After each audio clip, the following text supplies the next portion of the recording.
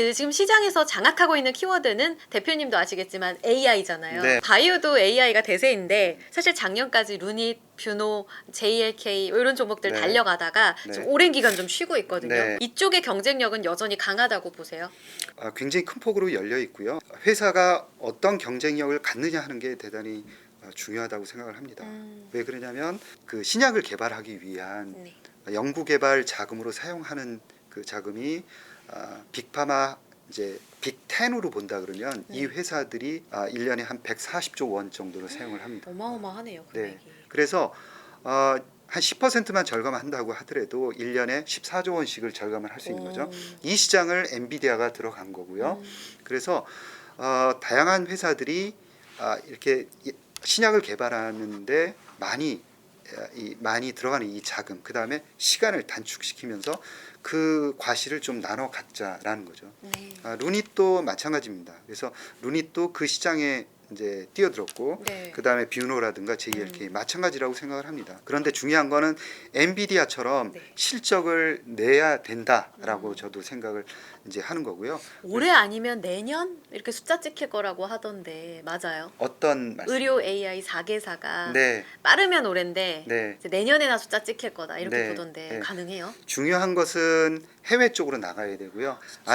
아직까지는 성장 단계라고 생각합니다. 그래서 그 기본적으로 흑자냐 적자냐라는 부분이 굉장히 중요하지만 당분간은 조금 더 공격적으로 장기적인 비전을 가지고 투자를 하는 게 일단은 저는 맞다라고 생각을 하거든요. 네네. 이런 회사들은 신뢰감이 대단히 중요하고요. 경영 능력이 대단히 중요하다 이렇게 봅니다.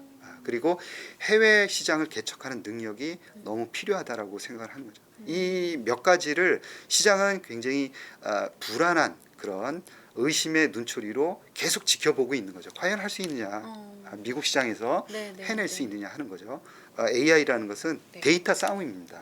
그러니까 엔비디아가 만들어 놓은 거대 언어 모델이라는 것을 모든 회사들이 다 쓸 수 있는 거죠. 거기에서는 승부가 나지 않습니다. 네네. 자기만의 쓸 수 있는 그런 데이터들을 충분히 갖추고 있어야 돼요. 그렇겠네요. 앞으로는 데이터 싸움이다. 네. 그런 측면에서 루닛은 조금 더 유리한 고지를 이제 볼파라 인수로 인해서 점할 수 있다라는 거죠. 시장에서는 아마 루닛과 관련해서 너무 공격적인 M&A를 향후에 또 해 나가는 거죠. 그래서 대주주 지분율이 그렇게 높지 않은 상황입니다. 떨어져 있는 상황이기 때문에 또 공격적으로 이제 M&A를 하겠다 이런 또 계획을 발표를 했어요. 그러니까 대주주의 지분율은 계속 떨어지면서 이제 회사는 공격적으로 이제 외형을 넓혀가는 거죠. 그렇기 때문에 이런 경영과 관련한 오너십과 관련한 부분에 대해서 약간의 불안감을 느끼면서 네. 주가 다일루션 측면도 함께 보고 있는 겁니다.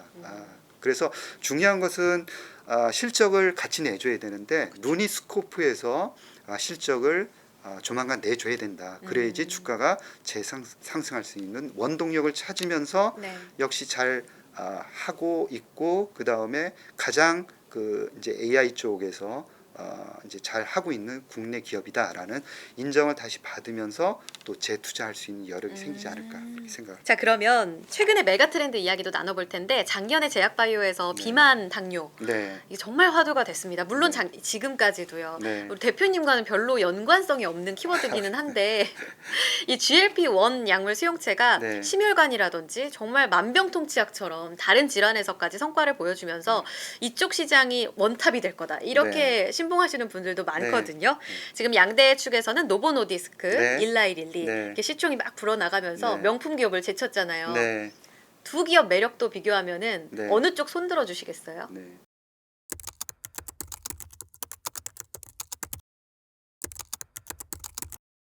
일단은 뭐 답부터 말씀드리면 일라이릴리입니다. 왜요, 대표님? 그 전에 노브노디스크 사장님이신가요? 오셔서 국내의 비만 치료 이제 비만 환자가 40%다 이렇게 말씀하셨는데 그거는 너무 아니지 않나. 믿을 수가 없죠. 네, 믿을 수가 없고요. 뭐 사람들이 이렇게 지나다니면서 네. 40%다? 너무 날씬한데. 이거는 아닙니다. 내장 네. 비만인가요? 그럴 것 같고요. 그런데 포인트가 있다고 생각합니다. 제가 이제 일라이 릴리 쪽을 이제 손을 들어줬는데 네. 일라이 릴리가 지금도 이제 젯바운드 약물이 훨씬 더 치료 효과가 좋게 나오고요. 23% 이렇게 그 체중 감량 효과가 나온다고 하고 위고비가 한 15% 정도 나오고 있죠. 그래서 그것도 그렇지만 뭐 지금 누가 위다 할 것도 없이 지금 만드는 대로 팔려나가고 있습니다. 그래서 거의 2028년 정도까지는 7, 네. 8년까지는 두 회사의 동무대가 될 것이다. 그리고 이제 미국 애널리스트들 이제 예측한 거 보면 2029년 정도 되면 한 19개에서 20개 그 약물들이 나오면서 경쟁을 하는 시장으로 바뀝니다. 2028년이요. 네, 그때나 경쟁이 8, 9년. 8, 9년. 네, 그때나 경쟁이 이제 심해지지. 심해지는 겁니다. 오. 네. 그때까지는 두 회사가 이제 가져갈 투톱 가능성이. 체제로. 네. 그리고 워낙 이제 마케팅 파워가 세고요. 브랜드 이제를 확고하게 가지고 있기 때문에 두 회사입니다. 그리고 중요한 거는 지금 현재 임상 3상 단계, 그러니까 그 다음번에 경쟁할 약물들 중에서도 네. 어느 회사가 가장 잘하고 있느냐? 일라이 릴리와 노보노디스크입니다. 그러니까 그 다음 차세대까지 두 회사가 먹는 겁니다. 양극화네요. 네, 양극화가 돼 있습니다. 그래서 이 레타트루타이드라는 이 약물, 이건 일라이 릴리 거고요. 그 다음에 그 카그리세마라는 약물이 있는데, 요거는 노보노디스크입니다. 노보노디스크 건데 여기에서도 약간 일라이 릴리가 치료 효과가 더 좋아요. 그래서 이런 경쟁 관계에서는 약간 더 좋게 가는데 뭐 그거 얘기할 거 없이 거의 그 당분간은 두 회사가 이 시장을 끌고 간다. 그리고 계속해서 증설을 합니다. 그래서 일라이 릴리 같은 경우에는 100억 달러를 증설을 하겠다 이렇게 얘기를 했거든요. 네. 그러니까 처음에는 아마 30몇억 달러 하겠다라고 얘기하다가 그 후에 뭐 50몇억 달러인가 더 추가해서 아예 100억 달러. 이거는 그 100몇십 년의 그 일라이 릴리 역사상 없는 유례 없는 그런 투자 규모입니다. 어마어마한 거죠.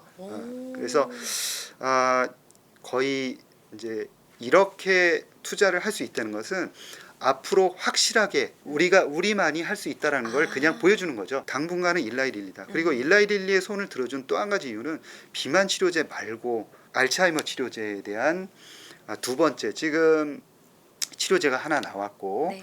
에이자이하고 그 다음에 그 바이오젠이 만든 치료제가 하나 나왔고요. 그 다음에 일라이 릴리가 만든 도나네맙의 그 FDA 승인 절차가 남아 있는데 지금 그 자문위원회가 네. 이제 다음 달에 열립니다. 그래서 거기서 나오는 결정이 대단히 이제 중요할 텐데 어찌됐건 이 도나네맙에 대한 기대를 거는 그런 투자자들이 의외로 굉장히 많아요. 미국 쪽에. 그래서 만약에 좋은 결과가 나온다 그러면은 한 차례 더 주가가 반영할 가능성이 있습니다. 이것은 왜냐하면 투자자들의 의도가 더 중요하거든요. 네. 그리고 지금 밸류에이션이 굉장히 높은 상황인데도 불구하고 네, 네. 한 번 더 그렇게 이 결과에 따라서 오를 가능성이 있는 거죠. 약간 더 그 일라이 릴리 쪽이 손을 드는 네 워낙 이제 밸류에이션이 올라와 있는 상황이긴 하지만 네. 유리하다 그렇게 보고 있습니다. 일라이 릴리 승으로 우리 대표님의 선택을 들어봤습니다. 한 10년간은 독주 체제로 이어지게 될 텐데 아까 말씀 중에 2028년, 2029년에는 경쟁사가 꽤 많을 겁니다라는 네. 이야기를 하셨어요. 네. 우리 기업도 있을지 국내에서 선도하는 업체는 누가 될까요? 한미약품이 될 가능성이 있습니다. 임상 1상의 승인을 받은 올해 이제 승인을 받은 물질이 있는데 삼중 작용제입니다. 이 물질이 이제 2030년 정도 되면은 네. 아마 그 다음 아까 말씀드린 레타트루타이드 일라이 릴리의 제품하고 아마 같이 경쟁을 할 텐데요. 네. 그때 어느 정도 경쟁력이 있는지 뭐 이제 기간이 워낙 많이 남았고 이제 임상 1상이다 보니까 그리고 국내에서 임상 3상을 진행하고 있는 그 약물은 한 10% 정도 체중 감량 효과가 있는 것으로 나오고 있거든요. 그래서 국내 뭐 환자들 이렇게 보면 비만인 분들은 한 10% 정도 이제 빼면은 굉장히 좋은 분들이 많죠. 네. 그리고 이거는 그냥 먹는 게 아니라 비만이라는 그런 그 기준에 적합해야 됩니다.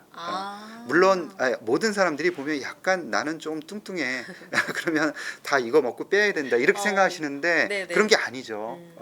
처방을 받아야 됩니다. 그렇기 때문에 이제 그냥 막 먹는다 이렇게 생각하시면 안 되는 거죠. 못 먹을 수도 있습니다. 그래서 가격 경쟁력만 있다 그러면 충분히 일라이릴리나 젯바운드 대비해서 한 10% 정도, 예를 들어서 체중을 15% 뺀다 그러면 굉장히 약간 무섭지 않습니까? 그렇죠? 그래서 5%에서 한 7% 정도 이 정도를 원하시는 분들이 꽤 있으시더라고요. 10% 그러면은 약간 난좀 부담스럽다. 부담스럽고 네, 부담스럽다. 조금만 감량하고 싶어. 네. 건강하게 감량할래. 이런 분들도 분명히 있어요. 예, 그 다음에 이 GLP-1 계열을 먹으면 근육에 손실이 있습니다. 근육도 같이 빠지거든요. 그래서 이런 부분들을 이제 반영하는 물질들이 앞으로 나오는 거예요. 완화되는 그것 네, 부분은 좀 충당을 하고. 네, 앞으로 그런 물질들이 개발이 되는 거거든요. 그래서 그런 부분들까지 조금 감안을 하셔야 되고요. 이게 네. 이제 뭐 전체적으로 음식을 덜 먹도록 하는 겁니다. 그러니까 약간씩만 덜 드시도록 노력을 하시면 스스로 소식을. 네, 그냥 그게 약 먹는 겁니다. 대표님 말씀 들으면서 앞서서 항암 이야기도 하셨고 비만 치료 그리고 치매 이야기 다 하셨는데 네. 사실 바이오 기업 너무 리스크가 크다라는 네. 생각은 갖고 있기는 한데 네. 인류의 많은 고민과 과제를 해결해준 정말 혁신적인 기업들이잖아요. 네. 마음속으로 정말 큰 응원을 하거든요. 네. 대표님은 이쪽 분야에 누구보다 전문가시니까 이제 하반기 좀 길게 봤을 때 네. 바이오 유망하게 보는 딱 네. 3개 종목을 꼽는다면 어디가 있는지.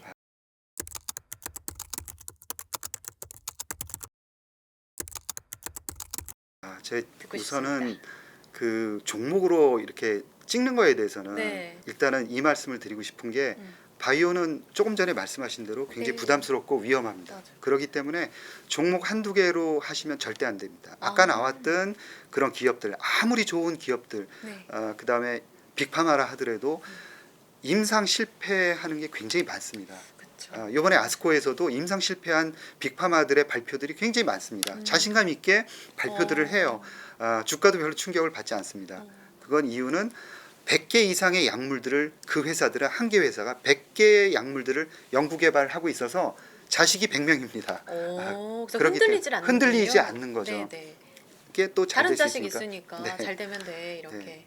근데 우리는 자식이 요새 이제 별로 낫지도 않지만 뭐 이제 약물 한두 개 이제 임상 이상 뭐 이렇게 갖고 장사를 하는 거다 보니까 절대 한 개 회사에 뭐 가지고 있는 많은 자산을 이거는 절대 안 된다. 그래서 네. 저는 반드시 포트폴리오를 만드셔라라고 네. 말씀을 드리고요. 아까 나왔던 많은 종목들이 있습니다. 음. 그래서 그런 종목들 중에서 네. 그거 일정 부분 갖췄거든요. 그래서 어떤 기준을 가져야 되냐면 뭐 이제 기술 수출을 한 적이 있느냐 이게 가장 중요해요. 과거 이력이요. 네, 과거 수출 경험이 있느냐. 그것도 빅파마에게 한 경험이 있다 그러면 일단은 높은 점수를 주셔야 됩니다.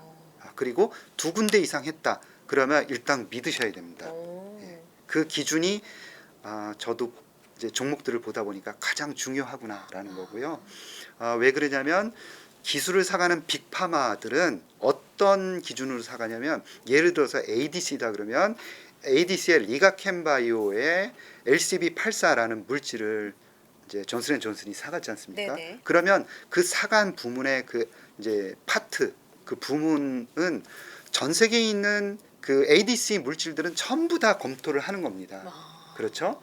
그리고 그 중에서 가장 자기네가 필요하다라고 좋다라고 생각하는 물질을 가져가는 거죠. 예. 그렇기 때문에 정말로 인정할 수 있는 선수고 그 사람들이 인정한 물질이기 때문에 네. 우리는 어떻게 보면 이제 그 인정을 해야 된다. 대신 우리 대신 전문가가 픽을 해줬다라는 점이죠. 그래서 그런 점에 있어서 굉장히 중요하고요.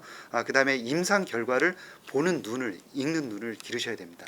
그래서 임상 이상이다 그러면 임상 일상 결과가 어떻게 나왔는지에 대해서 보실 수 있는 그런 눈을 가지시면 좋을 것 같습니다. 그리고 현금을 얼마나 가지고 있느냐라는 이런 부분도 중요합니다. 그래서 이제 바이오텍들은 지속적으로 현금을 사용할 수밖에 없습니다. 네. 그러다 보니까 이제 돈이 떨어지면 유상증자나 CB 발행을 네. 할 수밖에 없거든요. 그러면 기존 주주들의 가치는 떨어질 수밖에 없습니다.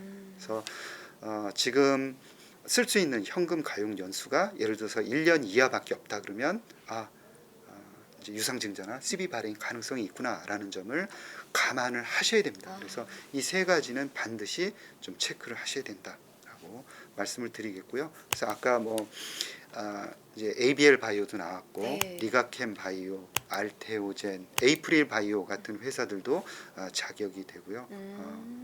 그렇습니다. 루닛도 아까 말씀드린 그런 경영과 이런 속도, 그다음에 루닛스코프 굉장히 중요하거든요. 저는 포인트를 보고 있는데 그런 점들을 또 잘 보시면서 포트폴리오에 편입을 하시면 좋을 결과 있지 않을까 이렇게 생각을 하고 미국 업체들에게도 관심을 가지셔야 됩니다. 왜냐하면 국내에는 없는 그런 모달리티를 연구 개발을 하고 있는 회사라든가 그다음에 우리나라에 빅파마나 빅바이오텍이 없어요. 그래서 그런 기업들은 미국에 투자를 하셔야 됩니다. 그래서 암젠이라는 회사도 이제 보셔야 되고요.